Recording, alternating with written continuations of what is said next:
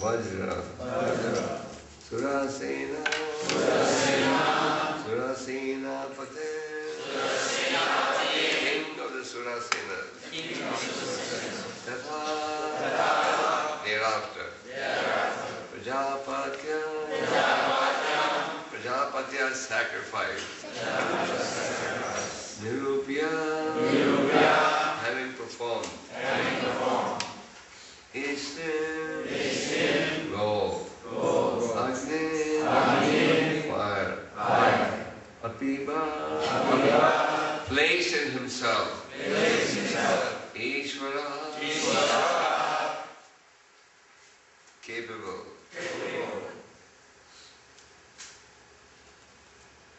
Thus he posted Vajra, the son of Aniruddha, grandson of Lord Krishna at Mathura, the king of Surasena. Afterwards, Maharaj Yudhishthira performed a Prajapatya sacrifice and placed himself in the fire while quitting household life. Purport by Divine Grace A.C. Bhaktivedanta Swami Srila Prabhupada Ki.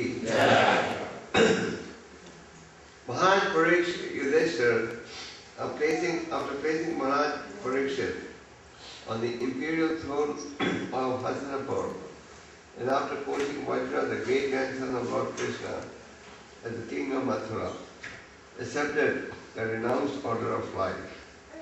The system of 4 orders of life and 4 castes in terms of quality and work,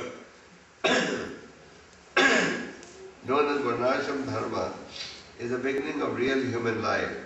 And Maharaj Yudhishthira, as a protector of this system of human activities, timely retired from active life as a sannyasi, handing over the charge of administration to a trained prince, Maharaj Parikshit. The scientific system of Varnashram Dharma divides the human life into 4 divisions of occupations and 4 orders of life.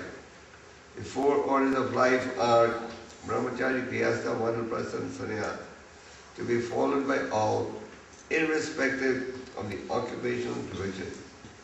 Modern politicians do not wish to retire from active life, even if they are old enough. But Maharaj Yudhishthira, as an ideal king, voluntarily retired from active administrative life to prepare himself for the next life.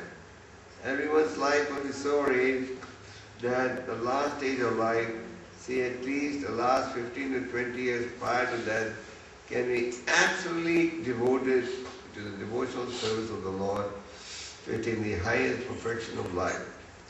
It is really foolishness to engage oneself all the days of one's life in mature enjoyment and fruitive work, because as long as the mind remains absorbed in fruitive work or mature enjoyment, there is no chance of getting out of conditioned life of material bondage. No one should follow the suicidal policy of neglecting one's supreme task of attaining the highest perfection of life, namely going back home, back to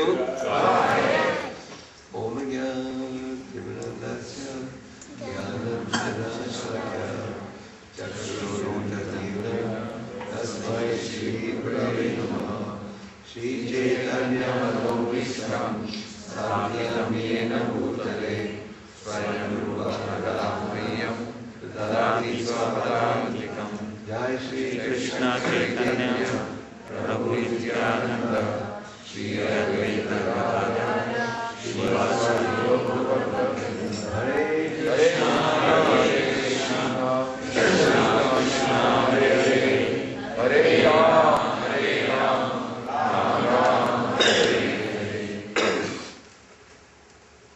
Mathurayam tatha vajram Surasena patim tatha Prajapatya nirupyeshtam Agnin abhipad Ishvara. So, in this chapter, we are reading right now about Yudhishthira Maharaj appointing his trained grandson, Parikshit Maharaj, to be the emperor of the world. Further, he posted Vajra, the son of Aniruddha, at Mathura as the king of Surasena, after which Yudhishthira Maharaj prepared to enter into the sannyas ashram, or he renounced his kingdom to concentrate exclusively on devotional service to the Supreme Lord. In the previous chapter we read that the Lord has departed from this planet. The Supreme Lord appears and disappears on his own free choice. We appear and disappear influenced by our history of karma. And based on karma, we get a quota of happiness and a quota of distress. Prahlad Maharaj in the 7th canto explains, "My dear friend, do not over-endeavor, because you will not get a drop of more happiness than what is destined for you. It doesn't matter how hard you try, you won't get one drop more." And Prahlad Maharaj says, just like the stress comes without asking, happiness will also come without asking. In other words, we don't normally pray for distress, but it still comes.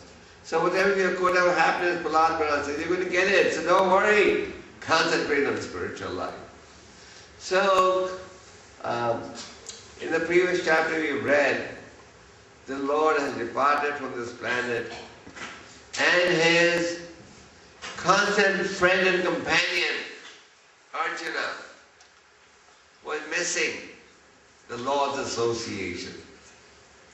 For us, in our neophyte condition, to visualize or understand the degree of separation that Arjuna felt for the Lord, or the gopis feel for the Lord, is difficult, because we are so used to forgetting the Lord.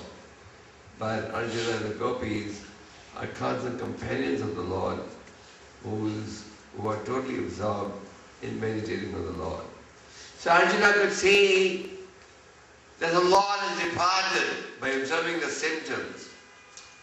And then Arjuna began to recall various incidents which were impossible to succeed in, but he succeeded because of the assistance given by his friend and devotee, by his friend King Arjuna.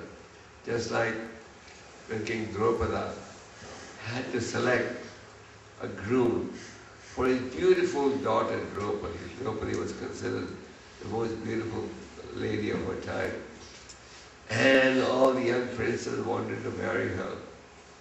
But Krishna and Drupada instituted a very unique challenge to all the prospective grooms.